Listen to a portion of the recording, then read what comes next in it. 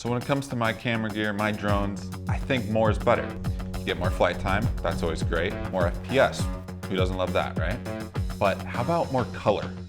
How about over 1 billion total shades of color? This is the amount of available color shades when shooting 10-bit video, when compared to just 16.7 million color shades with 8-bit video.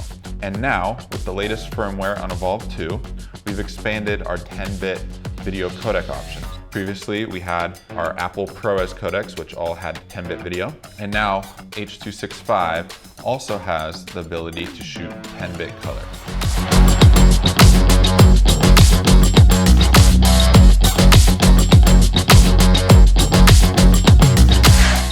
All right, so 8-bit color may be perfect for your production. When shooting in standard Rec 709, 8-bit color does a fine job. Rec 709 isn't using the sensor's entire dynamic range, so the 8-bit color doesn't have to get stretched that far. However, when using a log format or an RCase Xlog on the Evolve 2, you then have access to all 13 stops of dynamic range that the Astra Micro4 sensor has. And then those 8 bits of color have to get used across a lot more information. And this is where you start to see the image have banding while in post-production.